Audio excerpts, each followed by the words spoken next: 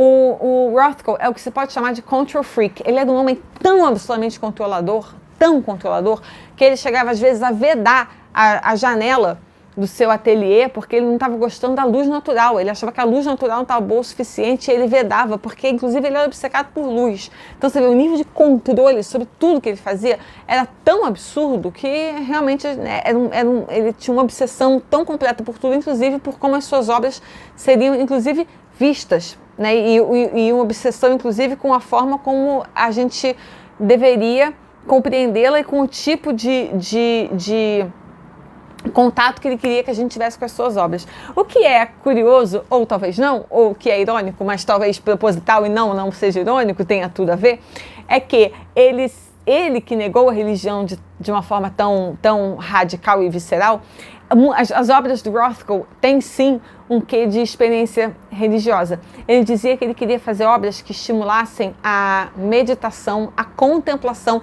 justamente para que a gente entrasse em contato, né, com essas tais verdades profundas, com as realidades perenes da existência, da essência humana, com essas verdades universais. Então, ele dizia que ele estava realmente criando momentos e espaços de contemplação, de meditação e de, né, contato com o universo, contato com o universal. E para muitas pessoas isso se aproxima de uma experiência de transcendência. É muito comum as pessoas chorarem mediante as obras do Rothko, não apenas se emocionarem, não, chorarem. As pessoas às vezes caem em prantos mesmo.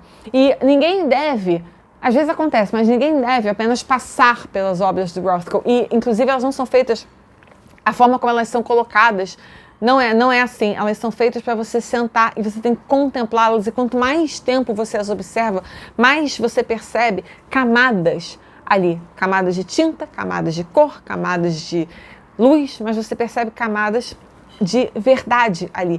E sim, a pintura religiosa foi uma influência, e principalmente a pintura religiosa cristã, latina, italiana, espanhola, italiana principalmente, ele reconhecia isso, ele sabia. Inclusive, ele foi algumas vezes, fez 2 grandes viagens à Itália, que foram muito importantes, na qual ele foi lá justamente para estudar os templos religiosos. E o uso de cor muito forte, que era típico, por exemplo, das pinturas religiosas da Renascença, os vermelhos muito profundos.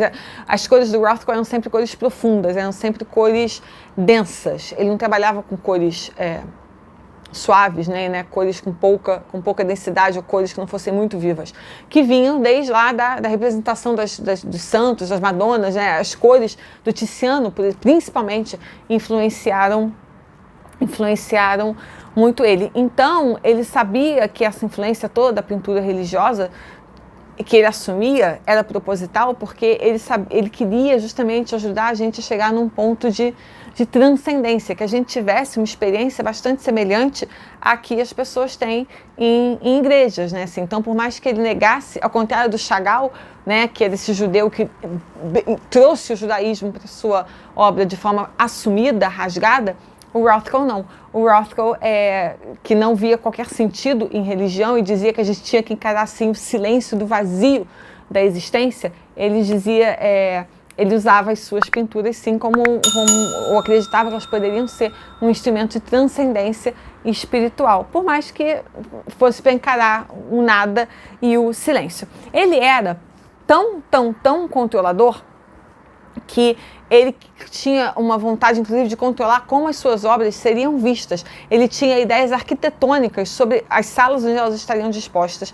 sobre como elas iam ser iluminadas, como elas deveriam estar dispostas uma em relação às outras. Ele não queria que elas estivessem misturadas com obras de outros artistas, não por vaidade, mas porque ele via uma estrutura filosófica, uma continuidade, um projeto filosófico ali que não deveria ser interrompido por coisas que não tivessem nada a ver. E ele gostava que as suas obras fossem vistas em lugares herméticos, fechados, sem luz natural e sem qualquer tipo de janela que desse nada para o mundo externo, que era justamente para elas se aproximarem de quê?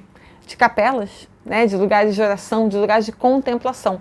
E é assim que é o Rothko Room, na Tate Modern, lá em Londres, né? Que é a sala dedicada a 9 obras dele, que é assim exatamente como ele queria, só tem obras dele, é fechada, não entra luz, é justamente para que a pessoa entre lá e mergulhe naquela experiência. Realmente assim, é uma experiência mesmo, assim, estar ali é uma experiência. E um outro lugar que é em Houston, e no Texas, que é justamente a Rothko Chapel, é justamente a capela do Mark Rothko, e essa foi encomendada a ele para ser assim. Era um casal de colecionadores que gostava muito das obras dele e quis fazer esse espaço fechado, essa capela, que teria essas obras dele, e ele teve controle, inclusive, sobre tudo isso, sobre aspectos arquitetônicos, de iluminação e etc. E ele gostava desse lugar ser em Houston, justamente porque, como é um lugar fora do circuito mais óbvio das artes, né, das duas costas, não é em Nova York e não é em Los Angeles ou em São Francisco, ali na costa da Califórnia, as pessoas teriam que ir até lá para ver a sua capela. Então, de certa forma, não deixava de ser um lugar de peregrinação, né? O que é uma peregrinação, né? Se não uma experiência, de certa forma, religiosa ou espiritual. O Rothko, ele começou a experimentar, como eu já disse, sempre com as cores muito vivas e cores muito fortes, mas à medida que o tempo foi passando, as cores foram ficando cada vez mais escuras. Ele começou com amarelos e laranjas, depois ele passou para verdes, roxos mais escuros, ele chegou nos maroons, que é aquele vermelho amarronzado, né? Não sei a tradução exata de maroon, depois para os seus vermelhos muito fortes, eventualmente ele chegou nos cinzas e nos pretos. A maioria das pinturas lá na capela dele já são cinzas e pretas.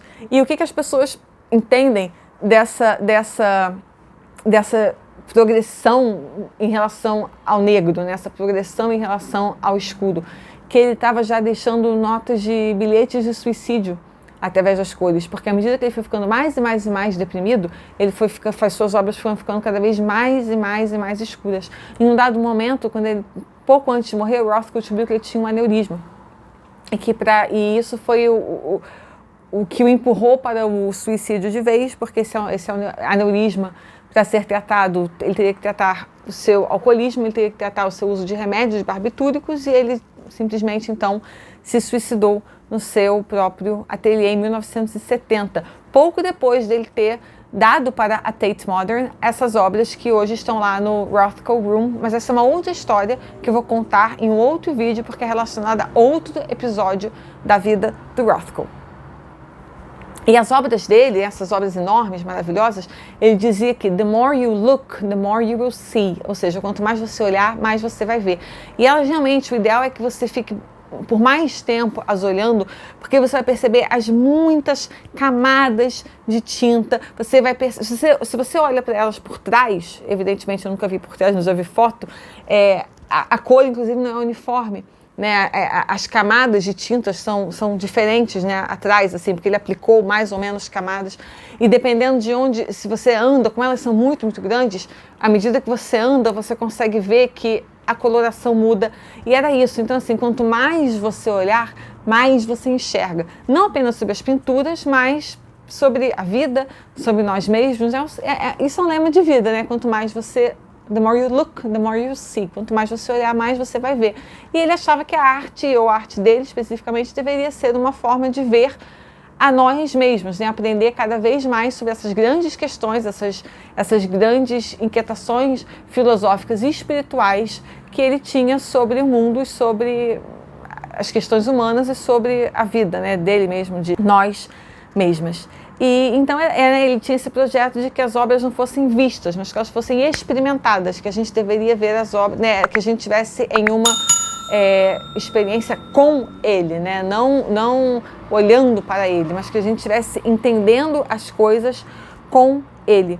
E ele então, e também olhar, que a gente estivesse vendo o vazio, a tragédia humana do nada, o silêncio da existência, né, o abandono enorme que é viver uma vida que não tem sentido, que não tem nada, né, de existir no nada, e confrontar, né, esse enorme silêncio, essa tragédia que é simplesmente viver. Pelo menos assim ele entendia, ele compreendia, e ele procurava então uma arte que desse sentido a esse mundo, né? Esse mundo vazio, esse mundo secularizado, esse mundo que não tinha espaço para Deus, esse mundo que não tinha espaço para religião, que não tinha outra vida, outro mundo, não tinha graça, não tinha nada.